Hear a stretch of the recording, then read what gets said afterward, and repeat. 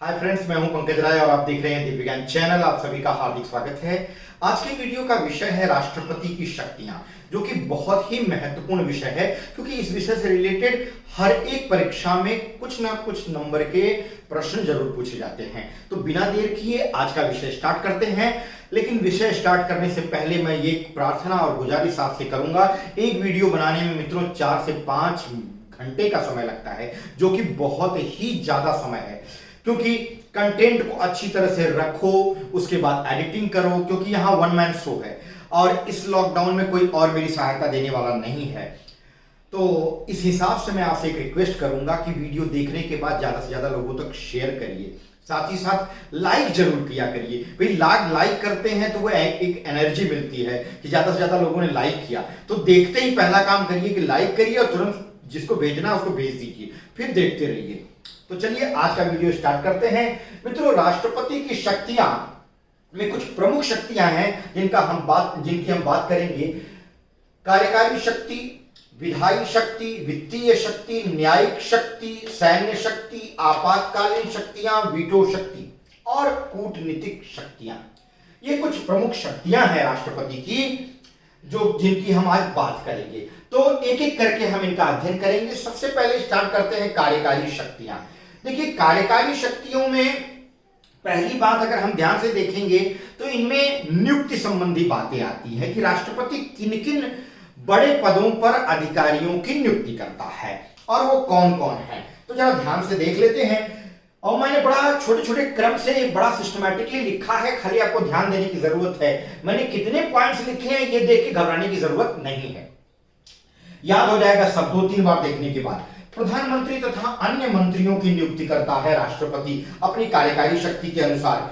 वो महान्यायवादी की नियुक्ति करता है। कौन होता है महान्यायवादी? महान्यायवादी जो एक तरह से कहें तो सुप्रीम कोर्ट में, उच्चतम न्यायालय में जो न्यायाधीश बनने की योग्यता रखता है, ऐसे व्यक्ति को राष्ट्रपति महान्यायाधीश चुनता है, महान्यायवादी चुनता है। और ये महान्यायवादी जो होते हैं वो केंद्र सरकार की तरफ से उनके हर एक मुद्दे को सुप्रीम कोर्ट में लाते हैं और उनको कानूनी राय देते हैं। एक तरह से हम कह सकते हैं कि कानूनी सलाहकार होते हैं महान्यायवादी केंद्र सरकार के। आगे आ जाते हैं महानियंत्रक व महालेखा परीक्षक, ठीक है, जिसको कैग कहते हैं। मुख्य चुनाव आयुक्त तथा अन्य चुनाव आयुक्तों की नियुक्ति करता है कौन? राष्ट्रपति। किस शक्ति के अनुसार? कार्यकारी शक्ति के अनुसार। तो कौन कौन हो गए? प्रधानमंत्री, और प्रधानमंत्री की राय से अन्य मंत्रियों की नियुक्ति, भाई किसको किसको मंत्री बनाना है, उनको शपथ दिलाना, ये सब की शक्ति होती है राष्ट्रपति के पास। महान्यायवादी की नियुक्ति होती है, महानियंत्रक और महालेखा परीक्षक की, मुख्य चुनाव आयुक्त, ठीक है, और इसके बाद अन्य चुनाव आयुक्त की नियुक्ति करता है कौन? राष्ट्रपति। आगे देख लीजिए, संघ लोक सेवा आयोग, ठीक है, यूपीएससी के अध्यक्ष व सदस्यों की नियुक्ति, राज्य के राज्यपालों की नियुक्ति, और जहां केंद्र शासित राज्य हैं वहां के राज्यपाल या उपराज्यपालों की नियुक्ति, वित्त आयोग के अध्यक्ष व सदस्य की नियुक्ति। वित्त आयोग का अध्यक्ष चुना जाता है इसलिए कि जो कर संबंधी निर्णय लेने हैं, ठीक है, कौन सा कर केंद्र सरकार को जाएगा, कौन सा राज्य सरकार को जाएगा, इस बात का सारा निपटारा वित्त आयोग के द्वारा किया जाता है, ठीक है। तो इसके अध्यक्ष व सदस्यों की नियुक्ति राष्ट्रपति की शक्तियों के अंतर्गत आता है। कौन सी शक्ति? कार्यकारी शक्ति। वित्त आयोग की नियुक्ति, यानी ये जो पूरा आयोग बनाया जाता है वित्त संबंधी, वित्त आयोग जिसको हम कहते हैं, इसकी नियुक्ति भी राष्ट्रपति की कार्यकारी शक्ति में आता है। यह अनुच्छेद 280 में इस बात का डिटेल में वर्णन किया गया है। अंतर अनुच्छेद भी ध्यान देते रहिए, किस अनुच्छेद से रिलेटेड क्या महत्वपूर्ण बातें कही गई हैं। अंतरराज्यीय परिषद की नियुक्ति, ठीक है, केंद्र और राज्य के बीच समन्वय स्थापित करने के लिए अंतरराज्यीय परिषद की नियुक्ति की जाती है, और इस परिषद की नियुक्ति भी कार्यकारी शक्तियों के अंतर्गत आती है। इसका अनुच्छेद 263 में इसका वर्णन किया गया है मित्रों। इसके बाद आता है किसी भी क्षेत्र को अनुसूचित क्षेत्र घोषित करना है तो उसकी भी शक्ति कार्यकारी राष्ट्रपति की कार्यकारी शक्ति में आती है। किस क्षेत्र को अनुसूचित क्षेत्र, अनुसूचित जाति या अनुसूचित जनजाति के हिसाब से आधार पर यह डिसाइड किया जाता है कि किस क्षेत्र को अनुसूचित क्षेत्र घोषित किया जाता है, फिर उसके बाद वहां पर क्या कानून बनाने हैं, वो सब सारी चीजें इसके अंतर्गत आती है। कार्यकारी शक्ति के अंतर्गत वो राष्ट्रपति डिसाइड करता है। आगे, अनुसूचित जाति, अनुसूचित जनजाति और पिछड़े वर्गों के लिए आयोग की नियुक्ति भी राष्ट्रपति की कार्यकारी शक्तियों के अंतर्गत आता है। अब ये हो गया मित्रों कार्यकारी शक्तियां। तो आप अगर प्रधानमंत्री से स्टार्ट करें यहां से लेकर के और यहां तक, यानी अंतरराज्यीय परिषद की नियुक्ति, ये सारी नियुक्ति संबंधी अधिकार हैं जो कार्यकारी शक्तियों के अंतर्गत आते हैं।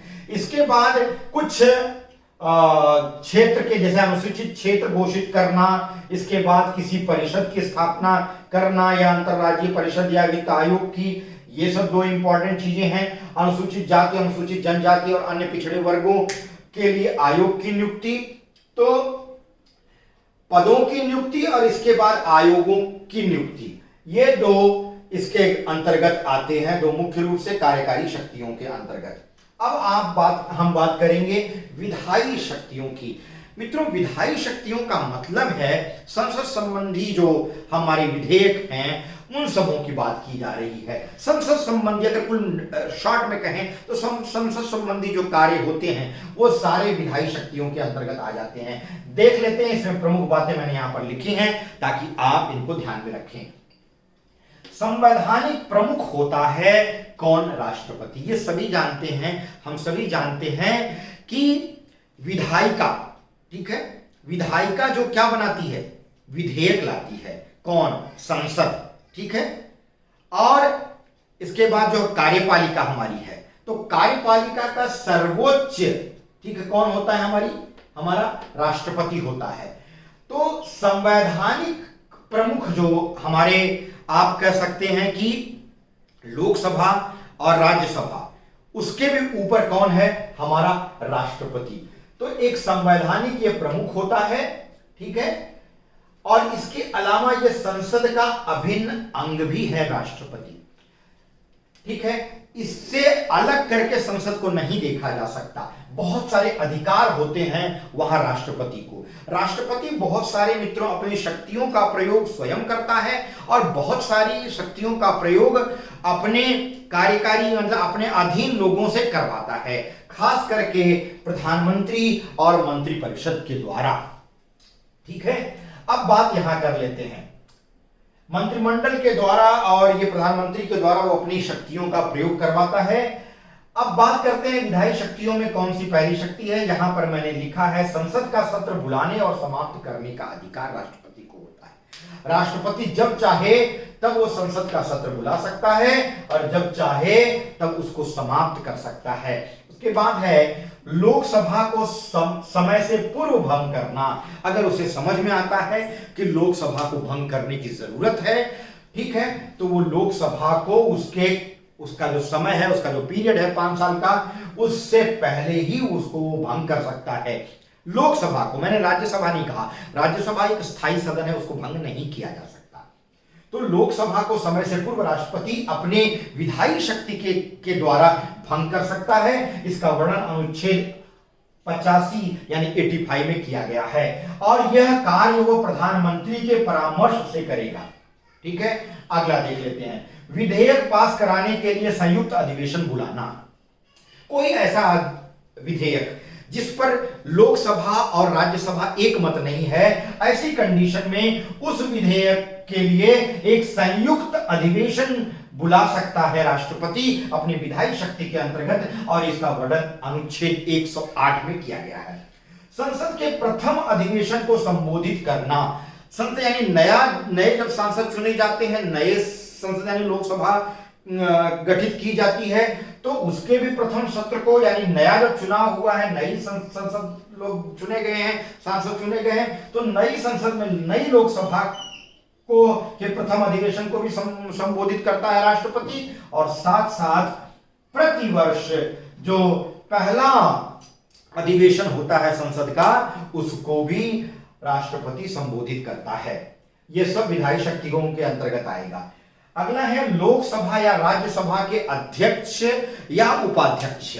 अगर मान लीजिए लोकसभा का अध्यक्ष या उपाध्यक्ष, या राज्यसभा ले लीजिए उसका अध्यक्ष या उपाध्यक्ष का पद रिक्त है, तो राष्ट्रपति ऐसे समय पर अपनी शक्ति का प्रयोग करके वो क्या करता है कि जिस सदन में अध्यक्ष या उपाध्यक्ष की अनुपस्थिति है, या अनुपस्थिति नहीं, पद की रिक्तता है, ऐसी कंडीशन में लोकसभा का अगर है तो लोकसभा के किसी एक सदस्य को वह उसका अध्यक्ष या उपाध्यक्ष बना सकता है, या राज्यसभा में है तो राज्यसभा में ऐसा वो कर सकता है, किसी एक सदस्य को वो अध्यक्ष या उपाध्यक्ष के पद पर चुन सकता है। तो यह भी एक विधायी शक्ति के अंतर्गत आता है। इसके बाद आता है राज्यसभा के लिए जो 12 सदस्य मनोनीत किए जाते हैं, खास करके अलग अलग क्षेत्रों में अपनी महारत रखने वाले, चाहे वो कला के क्षेत्र में हो, साहित्य के क्षेत्र में हो, खेल के क्षेत्र में हो, कई क्षेत्र होते हैं। तो इन क्षेत्रों में, इन भिन्न भिन्न क्षेत्रों में जो जो अपनी एक प्रतिभा रखते हैं, अपनी जो पहुंच रखते हैं, ऐसे कलाकारों के लिए, 12 ऐसे महान व्यक्तियों के लिए भी राष्ट्रपति क्या करता है, एक स्थान उनको राज्यसभा में देता है। तो राज्यसभा में ऐसे टोटल 12 सदस्यों को राष्ट्रपति अपनी विधायी शक्ति के द्वारा मनोनीत करता है, जो कि अलग अलग क्षेत्रों के होते हैं। और लोकसभा में, और इसका वर्णन किसमें है, राज्यसभा के लिए जो 12 सदस्य मनोनीत करता है, इसका वर्णन अनुच्छेद 80 में किया गया है। अनुच्छेद यानी आर्टिकल 80 में, 80। लोकसभा के लिए जो 2 आंग्ल भारतीय यानी एंग्लो इंडियन, उनकी जो नियुक्ति की जाती है, लोकसभा के 2 पद जो राष्ट्रपति अपने द्वारा भरता है, यानी 2 सदस्यों को जो मनोनीत करता है, उसका वर्णन अनुच्छेद 331 में किया गया है। और यह शक्ति भी राष्ट्रपति के पास होती है। वह 12 सदस्य राज्यसभा के लिए और 2 सदस्य लोकसभा के लिए चुनता है।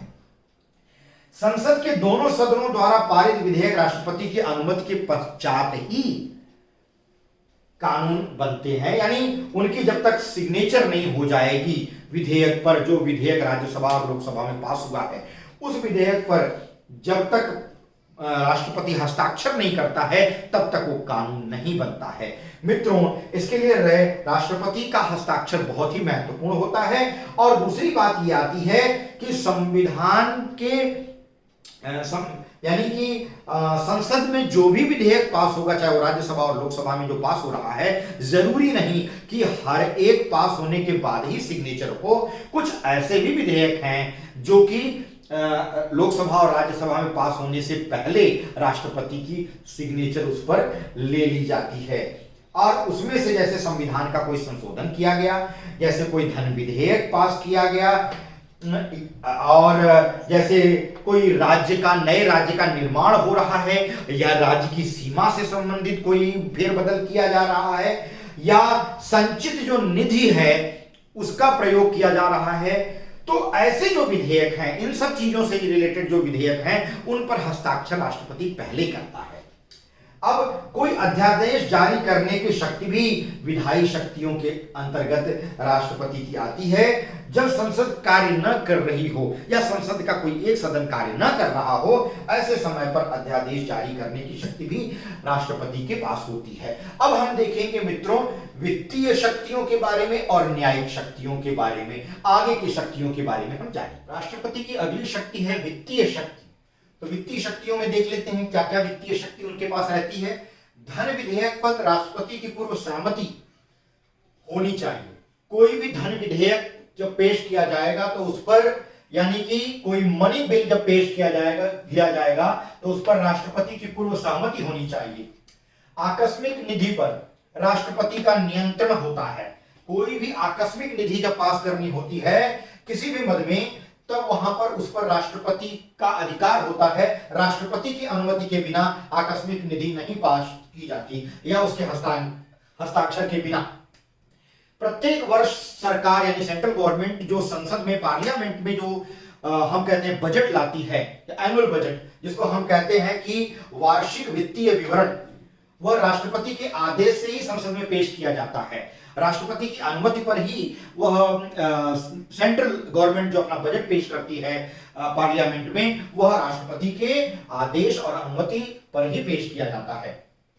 अगली बात आती है न्यायिक शक्ति। राष्ट्रपति की न्यायिक शक्ति देख लेते हैं। तो राष्ट्रपति के पास क्षमादान की शक्ति होती है। यह अनुच्छेद 72 में 72 में इसका वर्णन किया गया है। इसमें होता क्या है, जैसे राष्ट्रपति महोदय के पास किसी को मृत्युदंड दिया गया है कोर्ट के द्वारा या न्यायालयों के द्वारा, तो सुप्रीम कोर्ट पर जब फैसला उस पर सुना देता है तो उसके बाद जो जिस व्यक्ति को दंड दिया गया है वह दंडित व्यक्ति राष्ट्रपति के यहाँ अपनी अपील लगा सकता है क्षमादान के लिए, या अपनी जो याचिका है उसमें वह लिख सकता है कि भाई अगर मृत्युदंड के बदले आजीवन कारावास हो जाए। तो जो क्षमादान है वो कई तरह का है। पूरी तरह से क्षमादान भी दिया जा सकता है राष्ट्रपति के द्वारा, या पूरी न्यायिक प्रक्रिया की अच्छी तरह से कह सकते हैं कि राष्ट्रपति भवन में अधिकारी लोग जांच करते होंगे डेफिनेटली। और इसके बाद क्या होता है, अगर जरूरत समझ में आती है तो राष्ट्रपति सुप्रीम कोर्ट से सलाह भी ले सकता है, क्योंकि सुप्रीम कोर्ट से सलाह लेने की शक्ति उसके पास होती है अनुच्छेद 143 के अनुसार। और वो क्षमादान की प्रक्रिया पर बहुत ज्यादा ध्यान देने के बाद या आसानी से कोई फाइल पास नहीं कर दी जाती या क्षमादान नहीं दे दिया जाता। उस प्रक्रिया की पूरी जांच की उसमें जो पहले के न्याय दिए गए हैं उनकी पूरी जांच होती है, और राष्ट्रपति जब उचित समझता है तो ही क्षमादान दिया जाता है, या किसी दंड को या मृत्यु दंड को आजीवन कारावास इत्यादि में बदला जाता है। आगे सुप्रीम कोर्ट और हाई कोर्ट के जो जज होते हैं उनकी नियुक्ति भी न्यायिक शक्ति के अंतर्गत ही राष्ट्रपति करता है। सैन्य शक्ति देख लेते हैं। जैसा कि आप जानते हैं मित्रों कि हमारे देश का जो राष्ट्रपति है वो तीनों सेनाएं, हमारी जल सेना, हमारी थल सेना और वायु सेना, तीनों का प्रमुख माना जाता है। तो तीनों सेनाओं का वो अध्यक्ष होता है। वो जब चाहे तो ये जो तीनों सेनाओं के अध्यक्ष हैं उनकी बैठक बुला लेता है, उनसे मंत्रणा कर सकता है सामरिक सुरक्षा के दृष्टिकोण से, या देश की सीमाओं की सुरक्षा के संबंध में, या देश की वायु सुरक्षा के संबंध में किसी भी तरह का निर्णय वो तीनों सेनाओं के अध्यक्ष उसको रिपोर्ट करते हैं। युद्ध एवं शांति की घोषणा, वह जब देखता है कि देश की सुरक्षा, वायु सुरक्षा किसी देश के कारण, पड़ोसी देश के कारण या किसी अन्य देश के कारण खतरे में है, तो वह युद्ध की घोषणा, और युद्ध टाला नहीं जा सकता तो वह युद्ध की घोषणा भी करता है। और जब समझता है कि नहीं अभी शांति जरूरी है और शांति की घोषणा करनी चाहिए तो शांति की घोषणा भी कर सकता है, यह उसकी सैन्य शक्ति के अंतर्गत आता है। अब आपात शक्तियों को देख लेते हैं। आपात शक्तियों में ये तीन तरह की शक्तियां हैं। राष्ट्रीय आपात कब कुछ कारणों से घोषित किया जा सकता है, जब देश की आंतरिक सुरक्षा खतरे में हो और जरूरी समझा जाता है कि पूरे राष्ट्र स्तर पर आपातकाल घोषित कर दिया जाए, तो अनुच्छेद 352 के अनुसार राष्ट्रपति जो है के पास आपात की वो शक्ति है कि वो राष्ट्रीय आपात घोषित करता है। यह राष्ट्रीय आपात 1962, 1971, 1975 में ऑलरेडी घोषित किया जा चुका है राष्ट्रपति के द्वारा। राष्ट्रपति शासन जब लोकसभा भंग होती है तो देश में भी राष्ट्रपति शासन लागू हो जाता है। और इसके अलावा जब चुनाव में विलंब रहता है और लोकसभा भंग रहती है तो ऐसी कंडीशन में भी जब तक चुनाव नहीं हो जाता, नई लोकसभा नहीं आ जाती, नई लोकसभा का गठन नहीं हो जाता, तब तक राष्ट्रपति शासन रहता है। और यह अनुच्छेद 356 एवं 365 में इसका वर्णन है डिटेल में। राष्ट्रपति का शासन सिर्फ लोकसभा के भंग होने पर ही देश में नहीं होता, बल्कि किसी राज्य की विधानसभा भी जब भंग कर दी जाती है तो वहां पर भी राष्ट्रपति शासन लगाया जाता है। वित्तीय आपात, जब किसी भी तरह की वित्तीय स्थिति, देश की वित्तीय स्थिति जब बहुत ही डमाडोल कंडीशन में हो या स्थिति में हो, देश में वित्तीय संकट आ रहा हो, तो ऐसी स्थिति में वित्तीय आपात राष्ट्रपति द्वारा घोषित किया जाता है। इसका वर्णन अनुच्छेद 360 में किया गया है। वीटो शक्ति देख लेते हैं। राष्ट्रपति के पास कुछ तरह के वीटो होते हैं, जैसे निलंबनकारी वीटो। इस तरह के वीटो में क्या होता है कि राष्ट्रपति संसद द्वारा या पार्लियामेंट द्वारा जो विधेयक पेश किया गया है उसको संसद के पास पुनर्विचार के लिए भेज सकता है। यानी संसद का मतलब है लोकसभा और राज्यसभा, और संशोधन के लिए भेजता है, और ये संसद यानी पार्लियामेंट उसमें संशोधन करके फिर राष्ट्रपति के पास भेजता है, और राष्ट्रपति तब उसको पारित करता है, उसको अपने हस्ताक्षर करता है। लेकिन यहाँ एक बात ये भी है कि निलंबनकारी जो वीटो होते हैं उसमें क्या होता है, इस शक्ति के तहत किसी किसी विधेयक को जो कि पुनर्विचार के लिए राष्ट्रपति ने पार्लियामेंट में वापस भेज दिया है, ऐसे में जरूरी नहीं है कि पार्लियामेंट उस पर विचार करे। कभी कभी बिना संशोधन के भी अगर पार्लियामेंट राष्ट्रपति के पास भेज देता है और वो समझता है कि संशोधन उचित नहीं है, यहाँ पर संशोधन की कोई आवश्यकता नजर नहीं आती, तो ऐसी स्थिति में राष्ट्रपति को उस विधेयक को स्वीकार करना पड़ता है। आगे देख लेते हैं पॉकेट वीटो। पॉकेट वीटो क्या है? कोई भी बिल जिसके समर्थन में और न तो विरोध में, राष्ट्रपति न तो उसका समर्थन करता है और न तो उसका विरोध करता है, बल्कि और कभी कभी ऐसा भी हो जाता है कि न तो उसको निरस्त करता है, कभी कभी क्या होता है उसको सुरक्षित अपने पास रख लेता है और उसको विलंबित करता है, बहुत देर से उस पर निर्णय लेने वाली बात हो जाती है, उसको ठंडे बस्ते में एक तरह से कह लीजिए तो रख लेता है। कूटनीतिक शक्तियां देख लीजिए, राष्ट्रपति की कूटनीतिक शक्तियों में क्या है? अंतरराष्ट्रीय संधियां और जो समझौते होते हैं उसमें संसद की अनुमति से ही राष्ट्रपति के द्वारा, या कह सकते हैं कि राष्ट्रपति के अधीन ही इस तरह के अंतरराष्ट्रीय संधियां और समझौते होते हैं, जहां राष्ट्रपति के अनुसार ही इस तरह के अंतरराष्ट्रीय जो संधियां होती हैं, किसी बात पर जो समझौते किसी देश से करने पड़ते हैं या किसी अन्य तरह का मेल मिलाप करना पड़ता है जहां फाइलों पर सिग्नेचर होती है, वह सब राष्ट्रपति के अनुसार ही किए जाते हैं और यह कार्य राष्ट्रपति संसद की अनुमति, इसमें राष्ट्रपति को संसद की अनुमति लेना अनिवार्य होता है। अब देख लेते हैं राजदूतों और उच्चायुक्तों को भेजना। किसी देश में राजदूत को भेजना, उच्चायुक्तों को भेजना, या वहां के राजदूत या उच्चायुक्त आ रहे हैं तो उनका स्वागत करना भी कूटनीतिक शक्तियों के अंतर्गत आता है। देश कुछ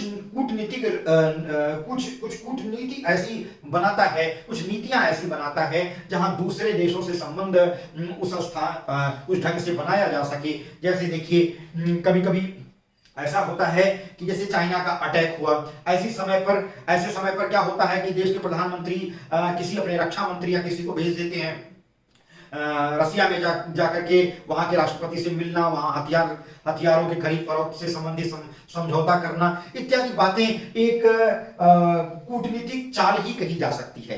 तो जो ये कूटनीति होती है, ये कूटनीति एक देश का दूसरे देश से अच्छा संबंध स्थापित हो और दूसरा देश उसको सम्मान की दृष्टि से देखे, इसलिए कूटनीति बहुत जरूरी होती है। और राष्ट्रपति के पास इस तरह की कूटनीतिक शक्तियां होती हैं कि वह राजदूतों और उच्चायुक्तों को भेजता है एवं दूसरे देश के राजदूतों और उच्चायुक्तों का स्वागत भी करता है। अंतरराष्ट्रीय जो संधियां और समझौते होते हैं वह राष्ट्रपति के अधीन होते हैं और इसमें राष्ट्रपति संसद की